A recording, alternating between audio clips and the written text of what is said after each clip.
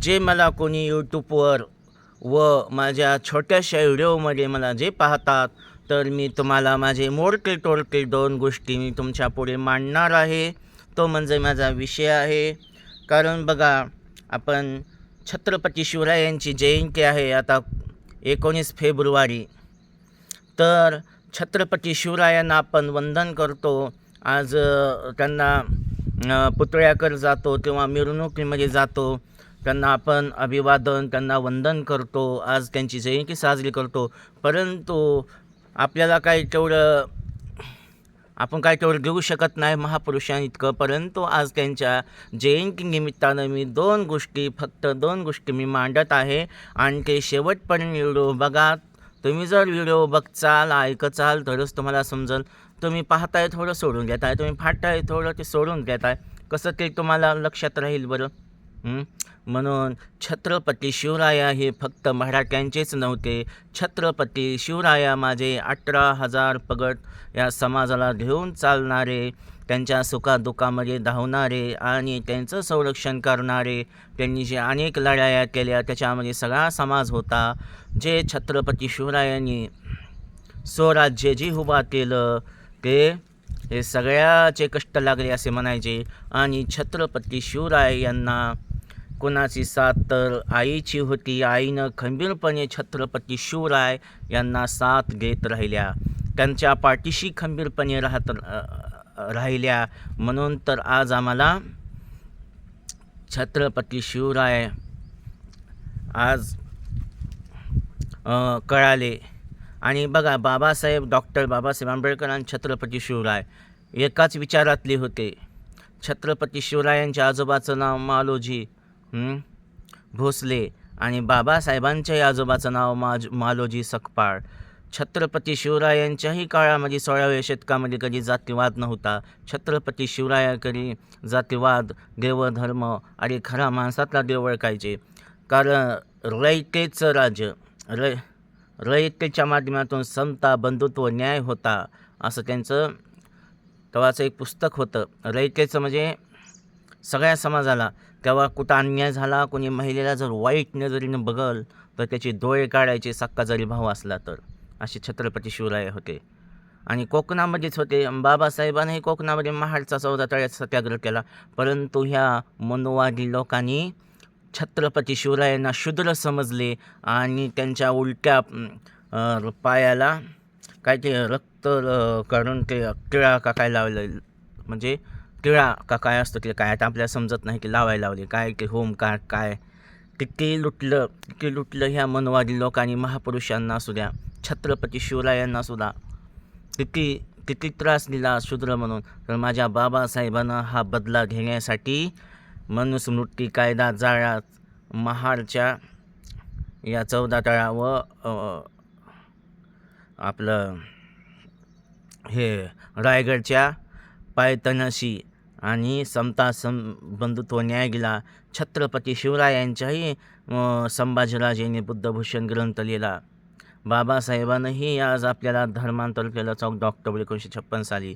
पण छत्रपती शिवराय, खरोखरच बाबासाहेबांनाही वाटत होतं की छत्रपती शिवराय जर असते तर आज आम्ही त्यांना किती चांगलं झालं असतं. परंतु छत्रपती शिवरायांनी गुरु मानलं होतं तुकाराम महाराजांना. तुकाराम आणि बाबासाहेबांनी गुरु मानलं होतं गाडगे महाराजांना. तुकाराम महाराजांचं कीर्तन ऐकाय गाडगे आपलं छत्रपती शिवराय जायचे आणि बाबासाहेबही तुकाराम महाराजांचे कीर्तन व प्रबोधन ऐकाय जायचे. छत्रपती शिवराय म्हणायला आज बघा, त्यांनी 65 किलोची तलवार उचलायचे.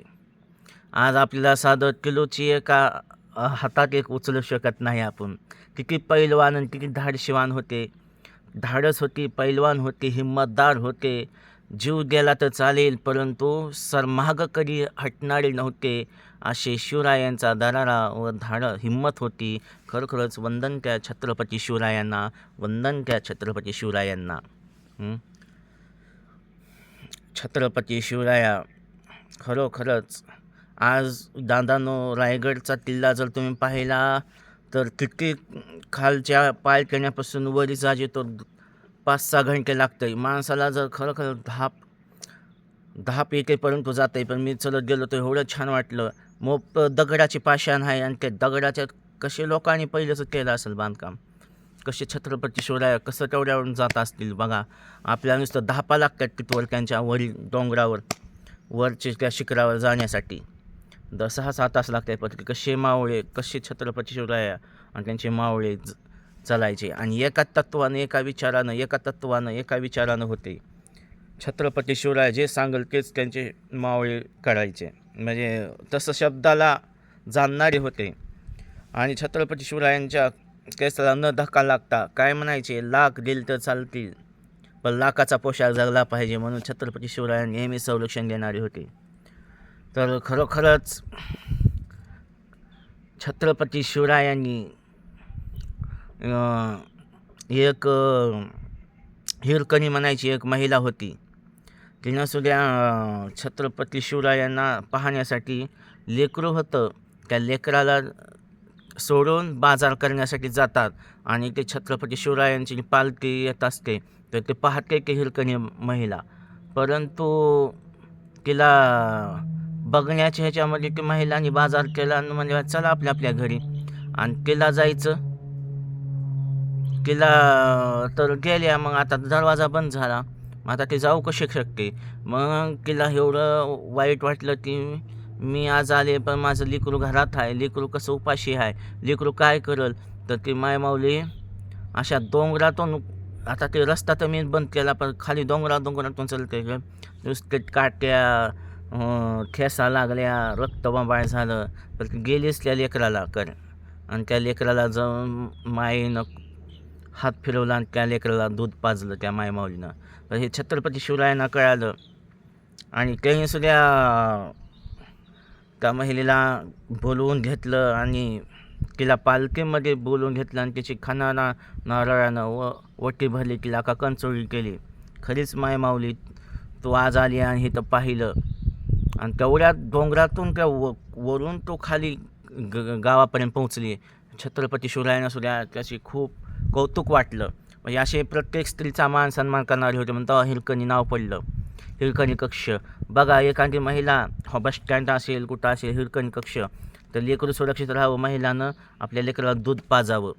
म्हणजे आईचं महत्त्व काय असतं छत्रपती शिवरायांकडून शिका. माता रमाईचं खरोखरच आईवर किती प्रेम करावं आणि पत्नीवर किती प्रेम करावं आणि कसं महिला आपल्या पुरुषांना, आपल्या प्रत्येकांना साथ देतात, की खरोखरच बाबासाहेब आणि छत्रपती शिवराय यांच्याकडून शिकावं.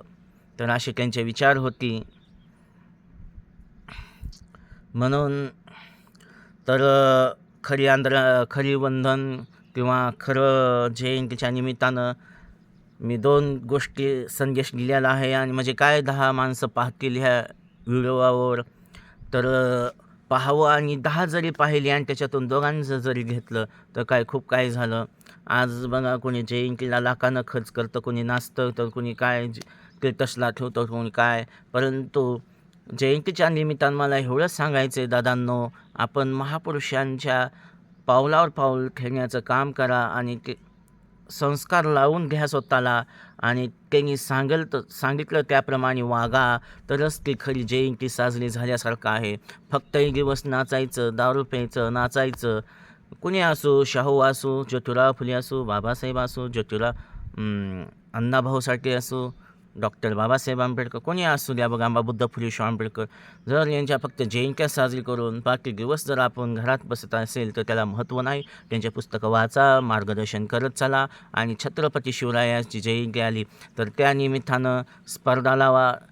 महिला स्पर्धा असेल, गायन स्पर्धा असेल, भाषणाची स्पर्धा असेल किंवा गीत गाणे असं, लहान गट, छोटा गट, लहान लेकरांच्या स्पर्धा ठेवा त्यांना. आणि खरोखरच त्यांनासुद्धा त्या जयंतीच्या निमित्तानं त्यांना त्याचं महत्त्व कळेल, ते सुधारतील. आणि आपणही काहीतरी मार्गदर्शन देत चला, अभ्यास करत राहा, मोठे होत चला.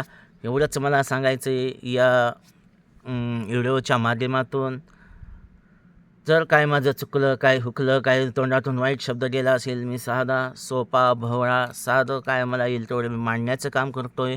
मी यूट्यूब म्हणजे कसं तर आहे माझं चॅनल, त्याच्यावर मी टाकतो आहे मला जेवढं मोडकं टोडकं जमतं आहे तेवढं. तर बघा, एवढंच तुम्हाला हाच विनंती. चला भेटू पुढच्या व्हिडिओमध्ये. तोवर जय शिवराय, जय भीम, जय संविधान.